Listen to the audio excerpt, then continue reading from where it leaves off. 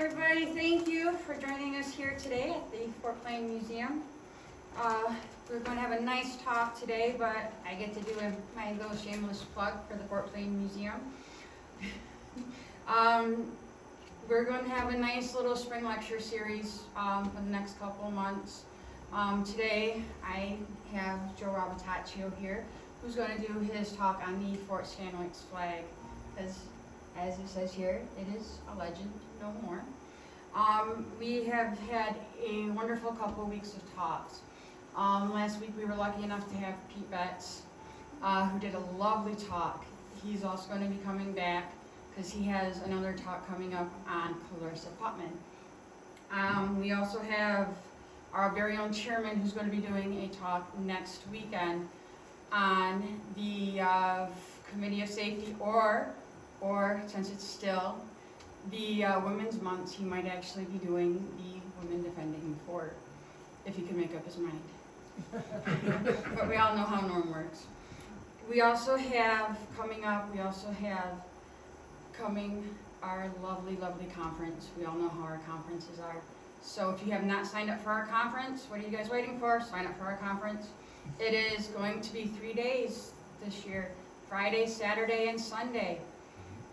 If you have not checked out our bus trip this year, we are going to Lexington. It is going to be a wonderful bus trip. Do not miss out on our bus trip. We also have this year, May 10th, we're going to be opening up our annual opening is going to be a week earlier than normal because May 17th and 18th we have going on up at the Kateri Shrine. We have a reenactment going on at Kateri Shrine, and we also have the opening up at 4 o'clock on the 18th. So here we are having a reenactment here. We are going to have Willits levies, and we are going to have First Tryon County Militia, and we are going to have a new little reenactment group. When I say little, because we're going to have a very first introduction of the little levies. It is a children's group from the ages of 12 to 17. So if anybody has children who are looking to do something different, bring your kids up. We will dress them up, we will put them to work, and we will get them involved in reenactment, history, and youth. It is going to be a program that runs all the time, all year, and they will be involved in other historical groups in the Mohawk Valley. If there's any questions, feel free to ask after the program. Don't do it during the program, that would be very rude. So we also have some other events. Let me take a minute to introduce our speaker though, because he looks like he's raring to go. Joe Robertaccio here is a retired engineer with over 50 years of researching the American Revolution in the New York area. That's a big area. He worked from 1983 to around 1985 at Fort Stanwix National Monument in Rome, New York, as a summer seasonal park technician in the Living History program. That's pretty extensive. He then from there worked from the Battle of Oriskany area, from the siege of Fort Stanwix. He also co-authored the Liberty March with Alan Foote. That's a really good book if anybody hasn't read it. He recently transcribed the British Indian Department letters.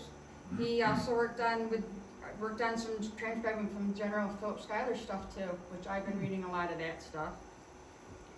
He holds a Bachelor in Science of the Medical Engineering from Clarkson University.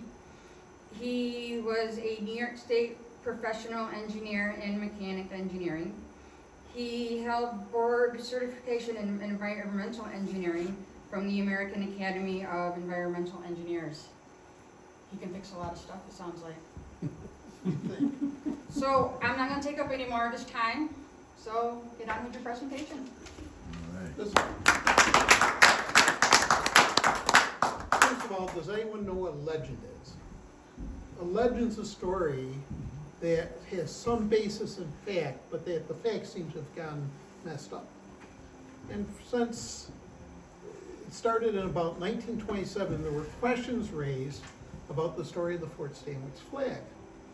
And those were first raised by the head then of the Bennington Historical Society. He did a paper on flags and he had some questions. And those questions remained unanswered. In the late 1960s, early 1970s, when Fort Stanwix was in the process of being rebuilt, the historian went through to say, you know, what's the basis of the story? The story goes that between August 2nd and August 3rd, a supply boat came up on August 2nd. It had a newspaper in it, and it had a description of what the U.S. flag was. And that the officers and soldiers got together. They used a lady's petticoat, 2 shirts, and a blue cambric cloak to make up the flag. And as you'll see, that's actually pretty well documented. But the story always has been said that it was a Stars and Stripes flag. But the question has been, how did they ever get the information? They couldn't find the newspaper. Well, what we're going to do now is we're going to go through all that and find some very interesting stuff that literally half of it's luck, dumb luck, and half of it's persistence, that we're able to finally solve the story and have some idea what that flag looked like.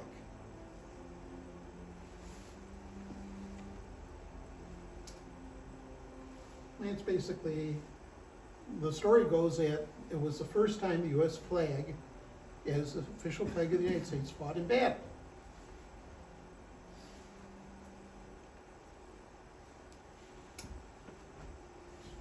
And like I said, the Park Service did a great job researching it.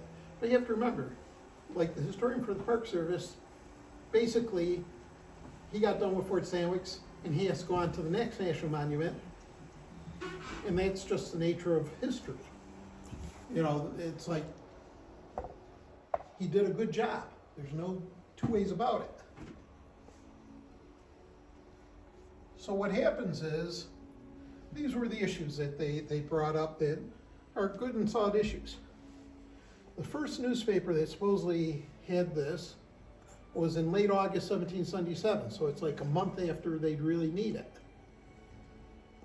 They could not find a primary source which supplied Pomeroy Jones, who's somebody who really espoused it, and he was a judge and very involved with Revolutionary War veterans throughout his life from when he was a child.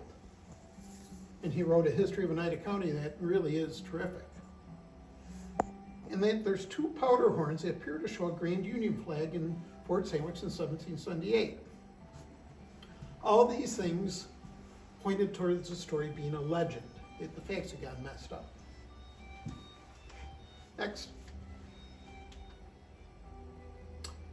Now, one of the problems that we came across, and even the Park Service luckily caught it, was that Marinus Willett wrote out in 1811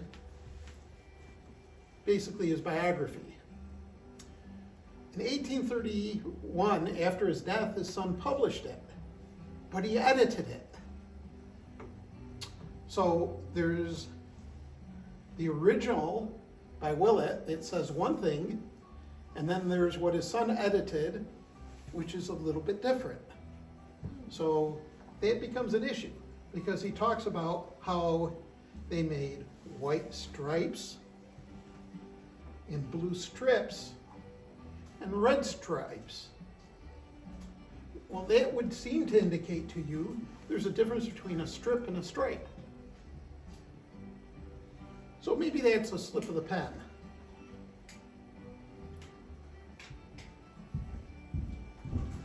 Next.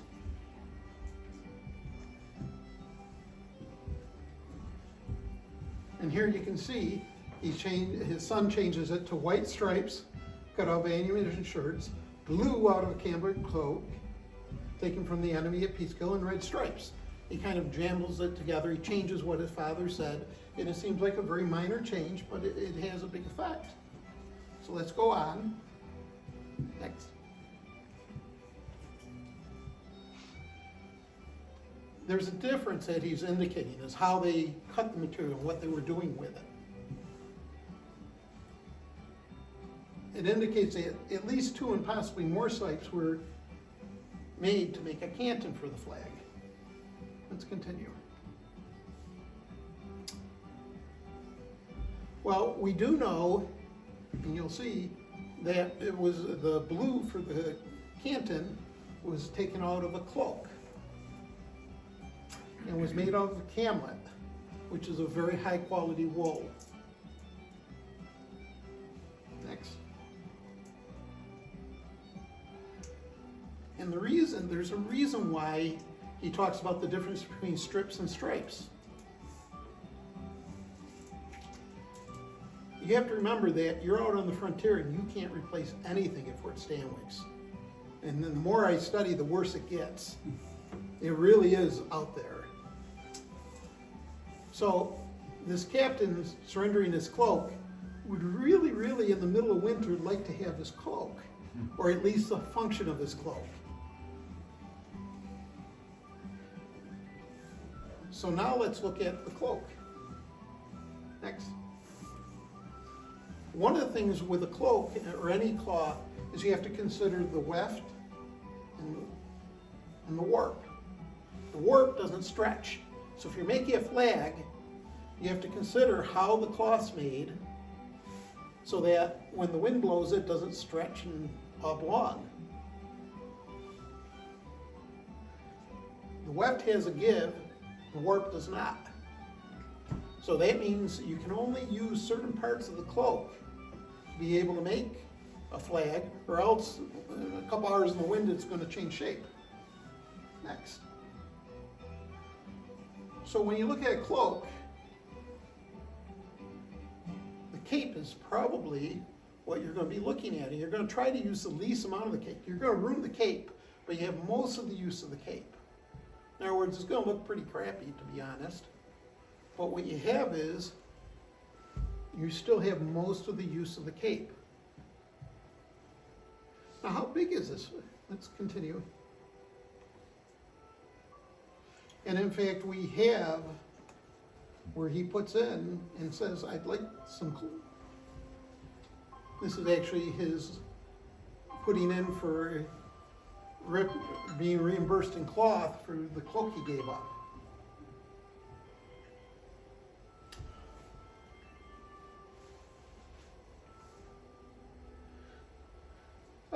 We know they talk about ammunition shirts. And that used to puzzle me until I did a whole bunch of research into the uniforms for New York troops and found out that in 1777, the 2nd, 3rd, 4th, and 5th New York troops were supplied uniforms captured from the ship Mellish. What happened is New York State had bought uniforms for its troops. It was bought sleeved waistcoats and breeches, stockings. They were seized by the Committee of Safety of Pennsylvania because they didn't think that, they didn't realize it was for New York's troops. News went to New York. These uniforms were passing through on their way to George Washington. New York said, we'll take 2,000 of them. And these were terrific uniforms. They were specifically made for the Canadians, the Army in Canada. So they were double thick wool, they were brand new, and in fact they took them from 4 regiments, and we actually know the 4 regiments.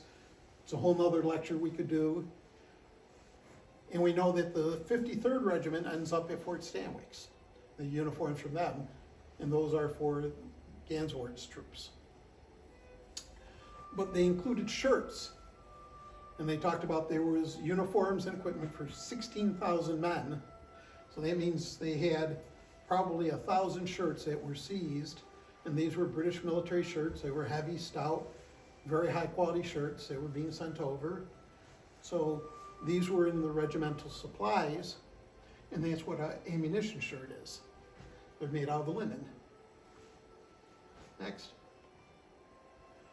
Now this is where it gets fun. Well, it states the red strips are made out of different pieces of stuff collected from sundry persons. Well, stuff is a type of wool. It's a wool cloth. It's medium to low grade.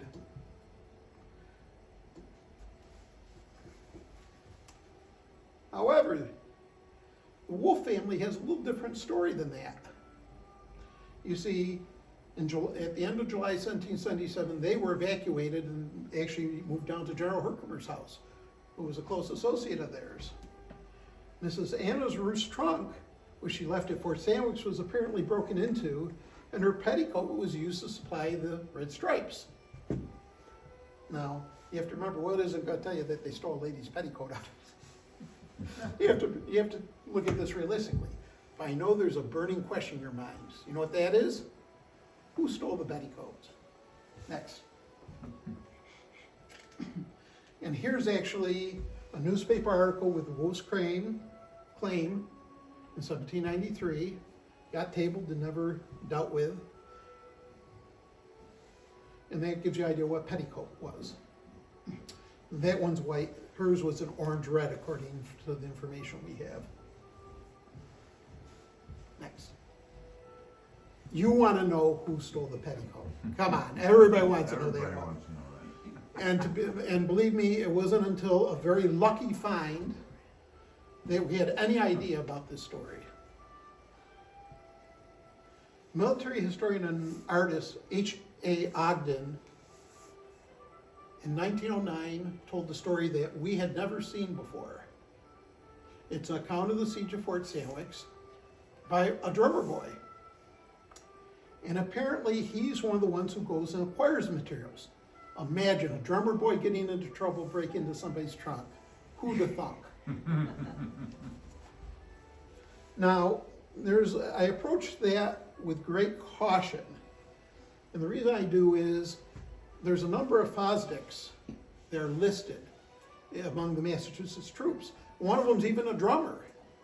But the problem is in 1777, there's a huge mess with all the returns and such.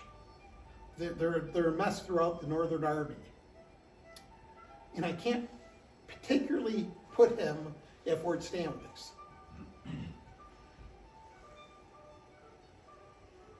Now, Glover's brigade was actually here on the frontier.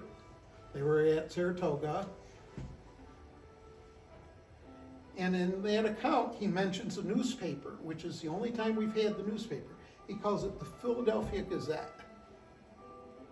So it's like, ooh, because we've been wondering what newspaper. Congresswoman Claudia Tenney had helped me a couple years ago, went through the Library of Congress and found all the known newspapers from about June 14th to the end of July from Philadelphia. Couldn't find anything, but we didn't have a Philadelphia Gazette. Let's continue. And here's the article. And H.J. Ogden is one of America's first military historians and military artists. And he quotes this gentleman's story, and it appears to be centered somewhere around Indiana, just from where it's published. And we do know that there are Fosdicks who get land in Indiana at the end of the Revolutionary War for their service. So we're not quite, it's not 100%, but it checks out pretty good. Next. So he specifically mentions stars on the flag. He talks about they cut out a paper pattern and use that to cut out the stars. It's a count of two drummers. A newspaper is the Philadelphia Gazette, and details in the making of the flag. And then there's points of concern. Like I said, we've not found a copy of the newspaper yet. But we've come close, but we'll show you.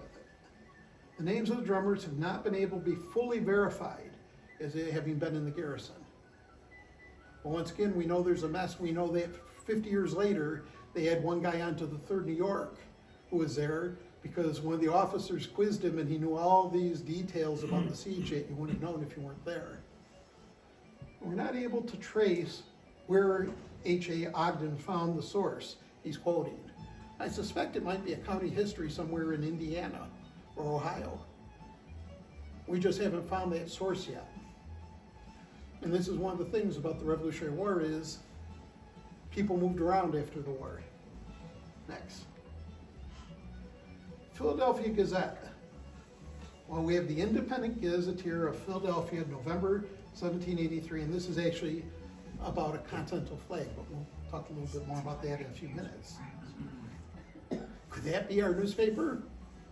Well, I went and was able to get to the first edition, which is in 1783. And it says this is the first edition, so this is not the newspaper. Next page. I hit pay dirt with the Pennsylvania Gazette, published in Philadelphia. These are the two last known copies that have been found so far. But what's interesting is this one, November 1776, this one, 1781. But there's something in here that's terrific. Edition numbers. So that means when we look through it, next, we know there's 159 editions of this paper we do not have a copy of. We have the right paper, it appears, and we don't have the copies. The thing is, those copies are literally where we want everything. Next. There's a reason why all these newspapers are missing. Can anyone guess? They're being turned into cartridges for Washington's armies. And for Gates' army in the north during this time. Newspapers were being directly recycled into cartridges. So it's quite possible none of these exist anymore. Next. However, there's not just one person who talks about flags. Dr. Thatcher. Now, Thatcher's book is published in 1827. And he talks about, on August 3rd, the Stars and Stripes from a newspaper account. And it's like if you had put this June 14th, you'd sit there and say, well, you know, afterwards he edited everything. But it's an odd date. It's just an odd date. And remember that the information, he's at Saratoga. Remember, the information gets to Fort Stanwix August 2nd. It's telling us something. Next. Now, this one's very interesting because historians have poo-pooed it. Lieutenant Digby of the 53rd writes about a Stars and Stripes flag. Well, if you go back to the original, which is now on file up at Fort Ticonderoga, this passage is missing. And historians have totally discounted it. However, if you're like me and have kept journals like that, when I recopy my journal, I always would go through and make things clearer. But is there any support for this? Well, Julius Walmus, who's regimental surgeon for the Brunswick Dragoons, actually talks about the capturing of a number of flags by the Hessians. They're loaded in the boats at Fort Anne. And the more important thing is, two similar nautical flags. We forget that there were 5 men of war still in Continental service up until the fall of Ticonderoga and they evacuated. So the Continental Navy had 5 ships on Lake Champlain. Next. And as to Stars and Stripes, Stars in the Northern Department, this is Warner's additional battalion flag, which is in the Bennington Museum. And this one is known to be a Revolutionary War flag. It was for basically what we call the Green Mountain Boys, and that's what it looked like it was a regimental flag for the Army. So stars were already being used. Next. Now Willett tells us this is what happened. Upon his return, the 5 flags taken taken from the enemy were hoisted on the flagstaff under the Continental Flag. So the flag he's writing about is called the Continental Flag. Next.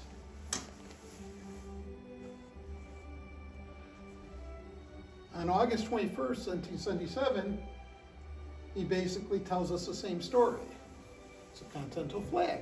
Next. Reverend Kirkland calls it a Continental Flag. Next. Hobart calls it a Continental Flag. So doesn't that raise the question, what's a Continental Flag? Next. What's a Continental Flag in 1777? Next. I've seen all of these referred to as Continental Flags. So how do we figure out what's what? Next. We're using, what I did is I used a code breaking method. It's like, is used in intelligence, trying to figure out what a word means or a place means, where you find all the references to that word, and then see, can you make sense out of it? So what I did is I looked for keywords, and this never could have been done until we had the internet.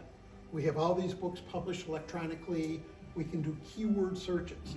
So I used keywords like flag, colors, spelled both ways, ensigns, jacks, and I went from 1775 to 1784.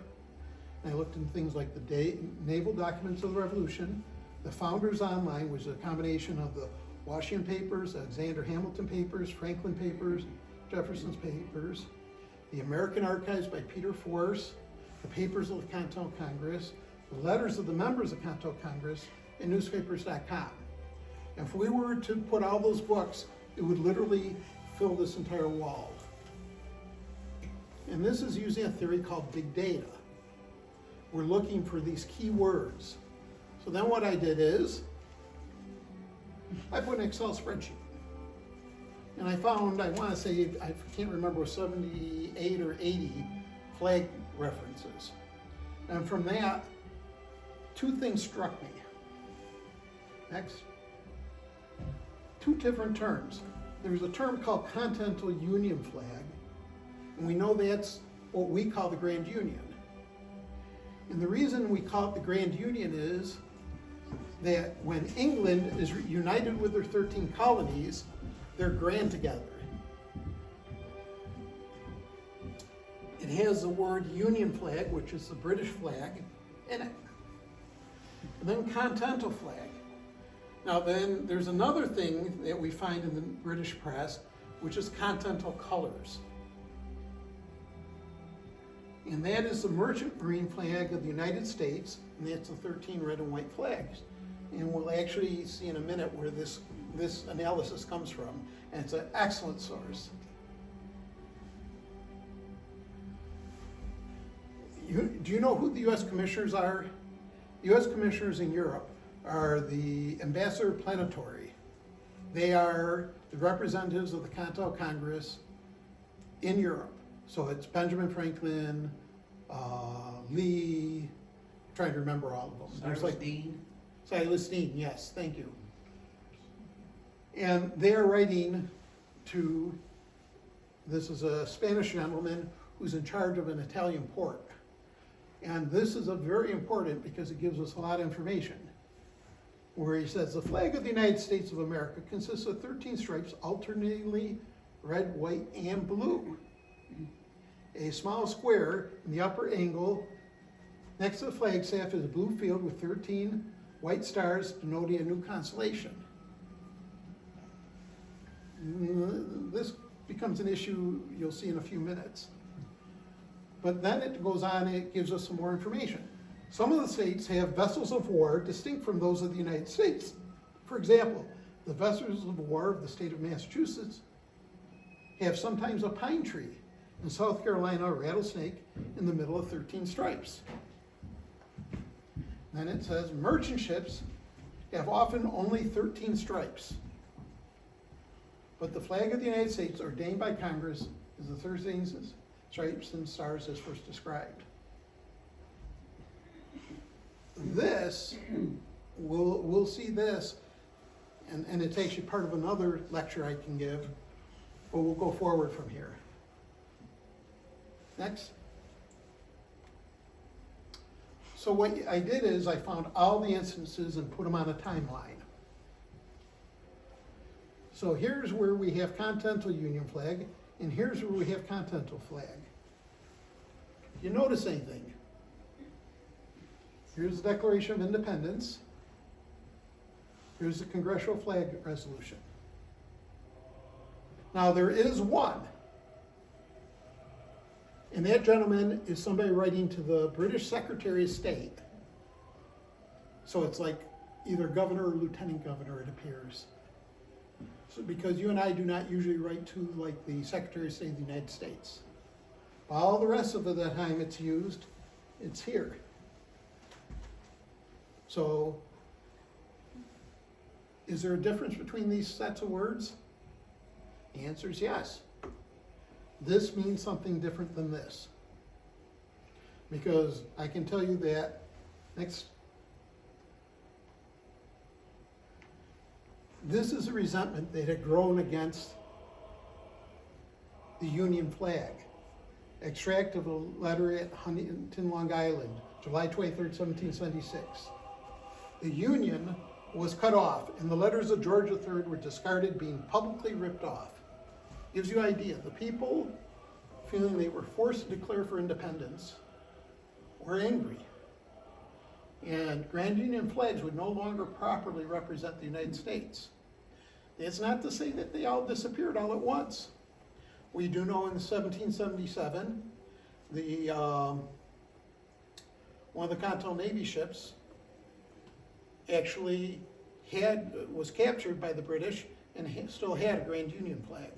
But as much as possible, they were in the process of changing over to Stars and Stripes. Next. So, a Continental flag means something along these lines. Notice the red, white, and blue stripes? These are the flags being issued by the U.S. commissioners in Europe. This one down here. This is the Alliance flag. She has the Marine flag of the United States. And this is what we call a Betsy Ross flag, but probably isn't. She said there should be, she said when she talks about the flags that she was designating, she said they should be either a circle or a line, something simple so that they can be consistently made. That's kind of another story. Let's keep going. So what really helped us was the orderly books of this campaign against the Iroquois. In 1779, the Continental Army undertook a campaign of retribution against the Six Nations of the Iroquois for burning the valley, they were raiding the frontier mercilessly. Orderly books are the day-to-day books of the Army. They are like a record.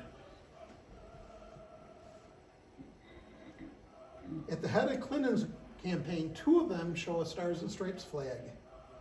And at that time, Clinton's campaign was the 2nd, 3rd, 4th, and 5th New York regiments. Next. Here you can see them. Now,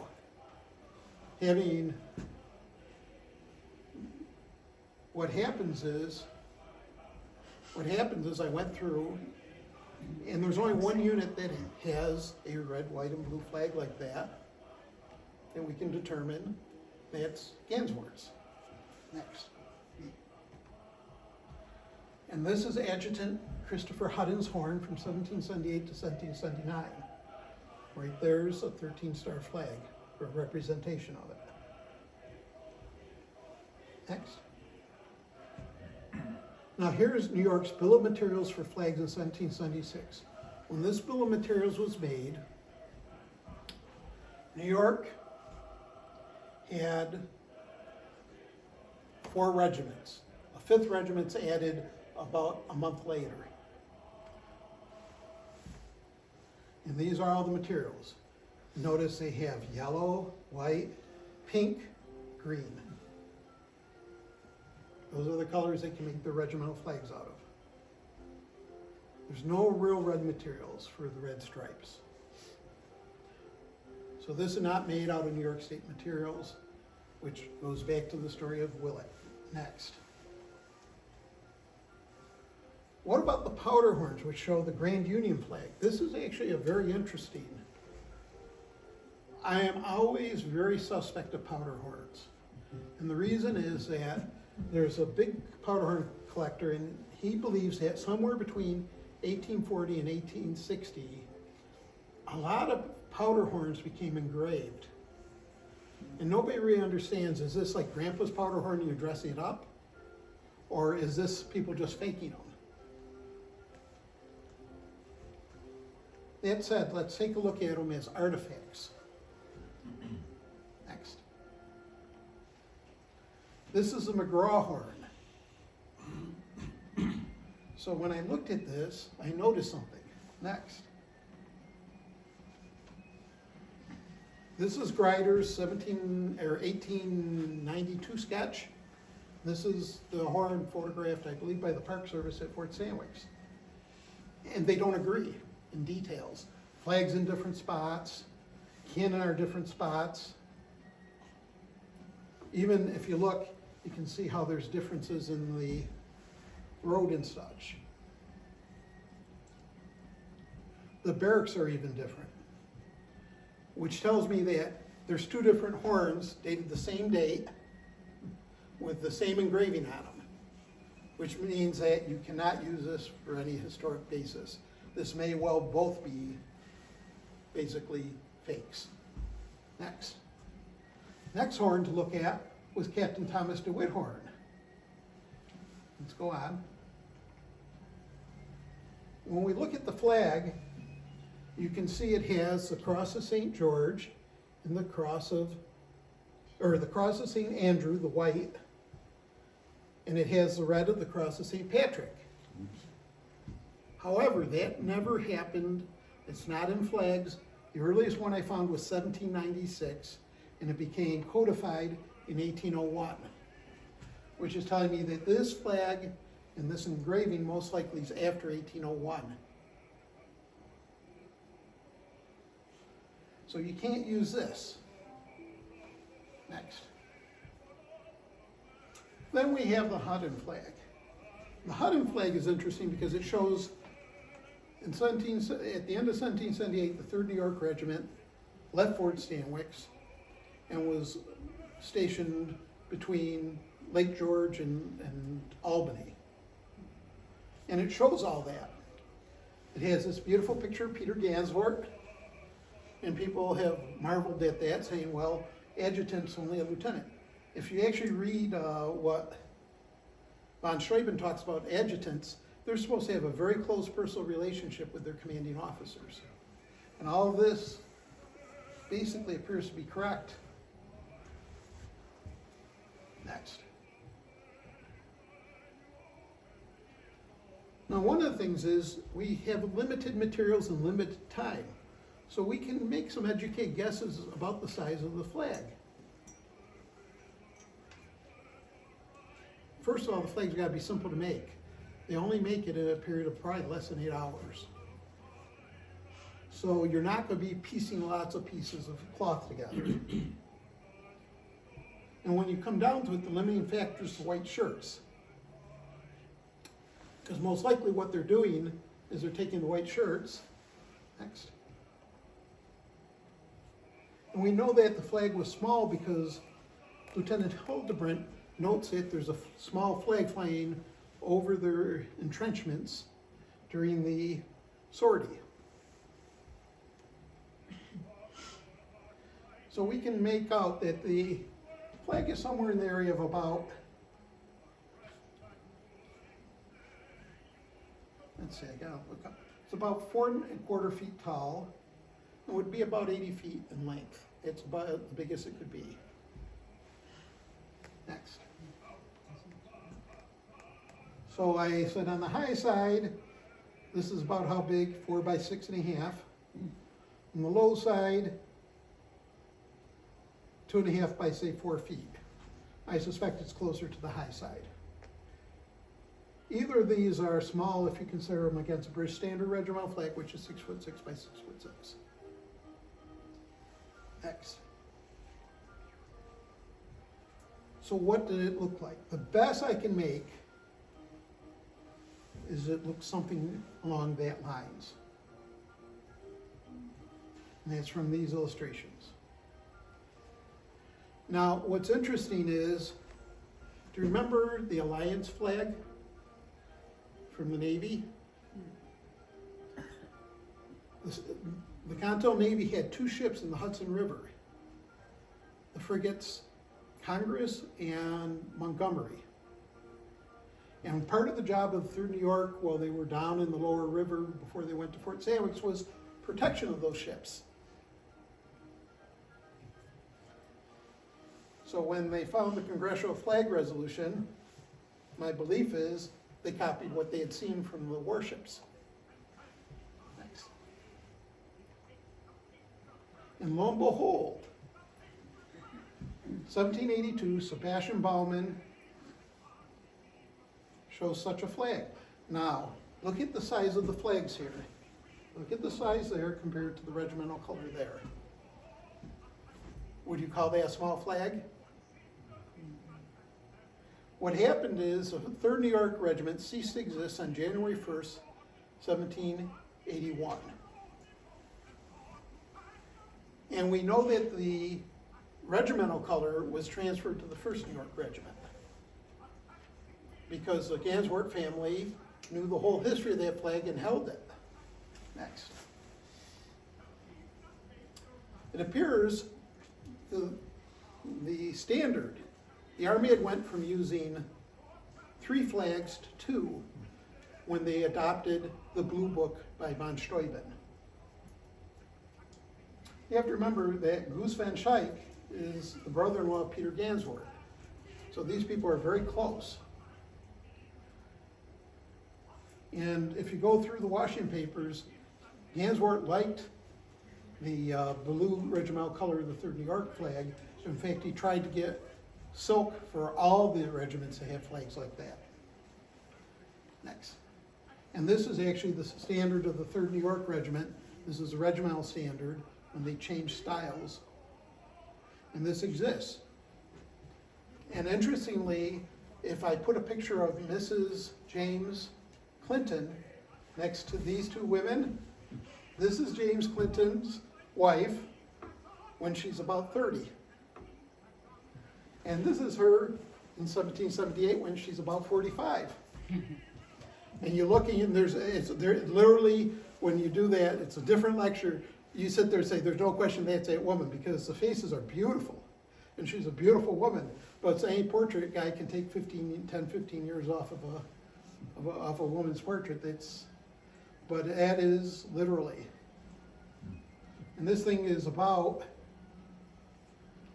let's see, it's 2.44 yards long and 2.5, so it's about 2.5 by 2.5 yards. It's huge. 81 by 88 inches. This still exists. It's down in the New York State Albany Museum of History and Industry. No, the Albany Institute. Albany Institute. Thank you. Next. Now, we know when that was made because we have this letter from Henry Tybalt, one of the captains, and he's talking about bringing the painted flag. So we know this was made in the winter to spring 1779. And there was an inspection return by von Steuben in 1782 where he says, the regiment is supplied with colors at the expense of the officers.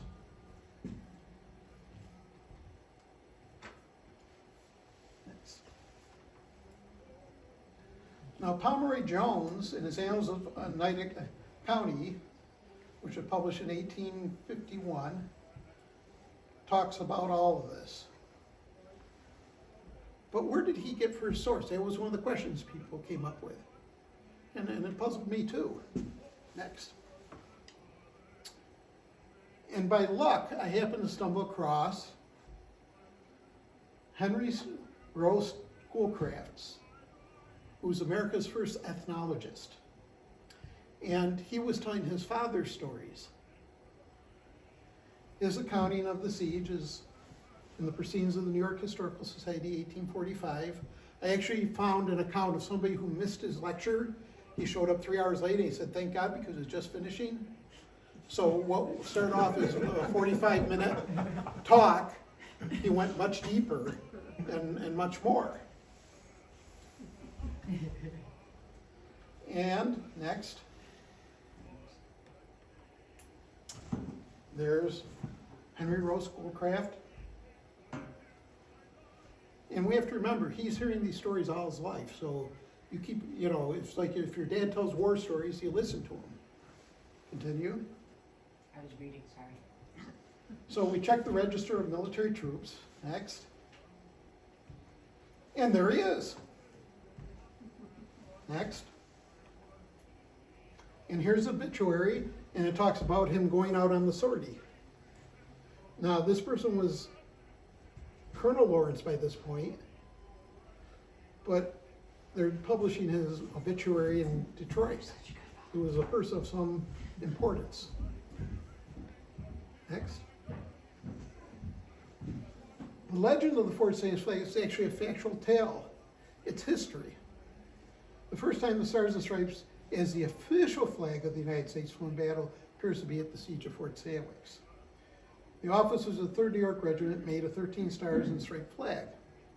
However, it may not be the first time the Stars and Stripes flags flew in battle.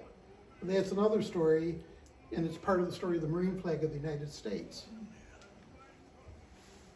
And this is actually painting flag raising at Fort Stanwix. And actually, interestingly, this guy has a brown and red regimental coat. He's actually properly dressed. It was an accident. Questions?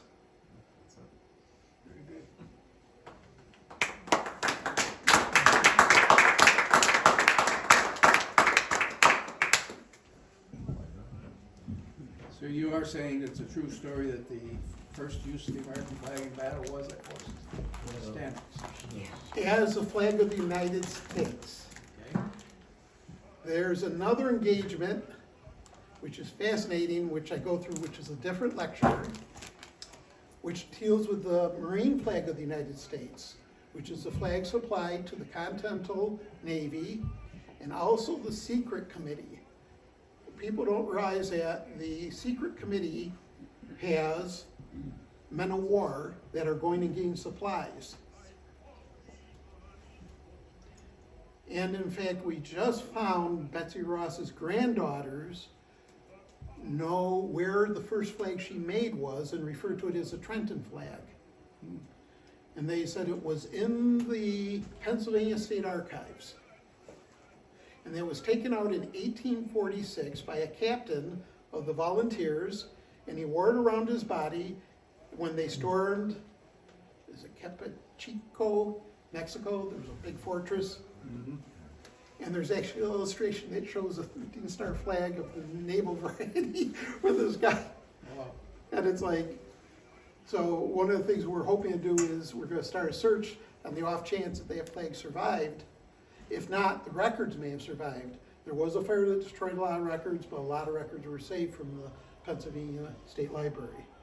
So that's a project we're going to be proposing to, like, the Museum of the American Revolution, a joint task force, because it could be sitting literally on display, thought to be from the Mexican-American War, and it's like, it's truly a fascinating story, because we had independently determined that, we'll get to the short of it, the first time the Marine flag goes into battle is at the head of the composite battalion of Marines with George Washington at Princeton. And it's actually shown in the paintings. It's always the Marine flag. But it's a whole nother lecture. Go ahead. The 3rd New York Regimental flag, which was Gainesford's, which became the New York State flag, was that taken from Gainesford's coat of arms? No, No. No, that's from the State Coat of Arms. Actually, I've been informed there's actually a painting of Peter Ganswort with that flag behind him in his Revolutionary War blue and red regimental with his silver 3rd New York State Coat of Arms clasp. There's a miniature that I was made aware of in the state collections. I haven't personally seen it, but the person who told me this truly is an expert. And I was like, I was amazed just to find the silver clasp. And actually, one of the things that I point out is, if you look at the top of the flag, both the world and the eagle appear to be burnt. And I'm pretty sure that the eagle really was more of a phoenix at that point. It's truly a beautiful flag. It's truly magnificent. Any questions? Is the painting in the archives, did you say? I think it's in the same place that the flag is. I'd have to check with my source because he is Continental Consulting. He is really a true expert. But they actually have a miniature of Peter Ganswort in his blue and red coat with the silver 3rd New York, with the State of New York Coat of Arms that says the 3rd New York Regiment. He said it's all there. It's like, if he tells me that, he's one of those people that he's actually seen it. It's in the Albany Institute? I think it's Albany Institute.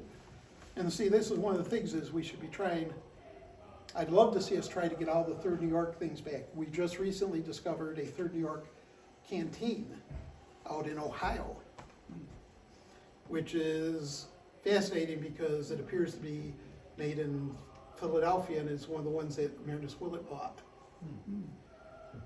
Go ahead.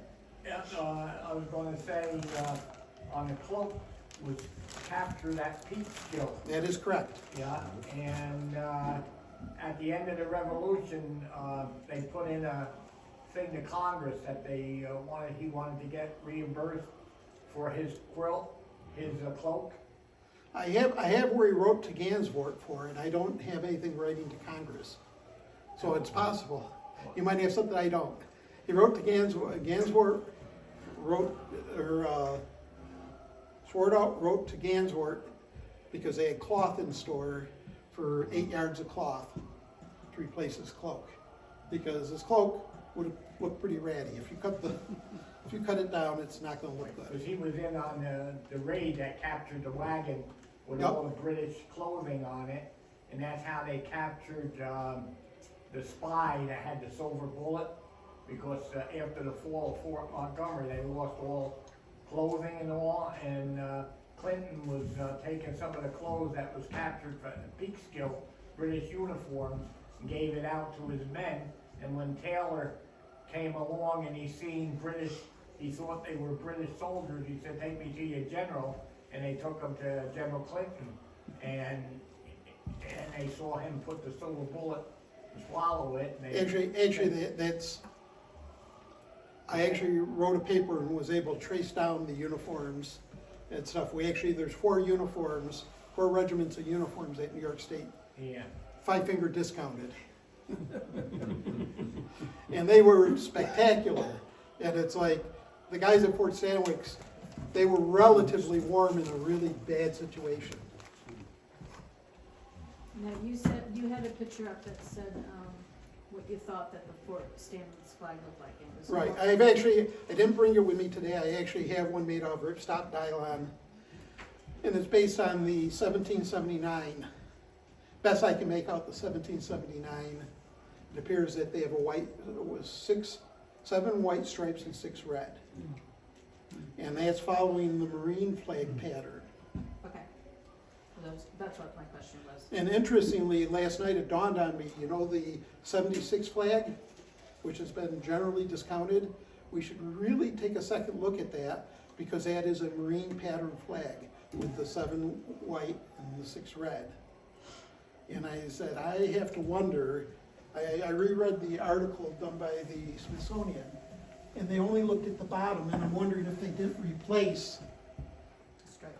a stripe because it had worn out or rotted away. The actual third York, the red one from Fort Stanwix, in 1877, the Gansworth family noted that it had turned to dust. And when you think about the materials, you have wool. My thoughts are it was eaten by moths. Because they had it according, if you read 1777, when they flew it at Risky Battlefield on August 6, 1877. They actually flew the Gansworth flag, the silk one, and they noted the other one had turned to dust. So you could see how that would happen if everything's wool. They just got ate. Like I said, there's a whole nother lecture you could do going how the Marine flag becomes the American flag. And it's actually, it's what you'd expect from Congress, that's all you can say. Just a couple of quick things about another lecture.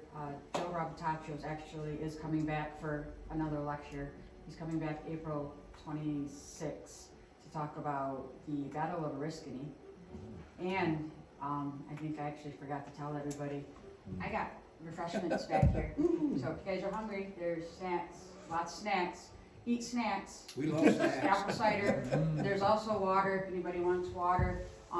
There is a Keurig out there if anybody actually wants coffee too. So eat Thank you. and come back on the 26th to listen to his other talk as well. That time, I can't guarantee that you won't have the bitter taste of gunpowder and sheared and burned. I mean, if you want Eyebrows. the better taste of gunpowder, I mean, we can do that too, but I wouldn't recommend By the time I it. finish, mean, it's that a is reconstruction bad. battle, using, there's another lecture that goes usually with it. But I just wanted to say thank you, everybody, Thank for you. coming, Thank you. and eat Great. snacks. Eat. So Risky's April 26th. April 26th, at 1 o'clock, always 1 o'clock. Are you going to do one on the Marine flag then? I'm literally finishing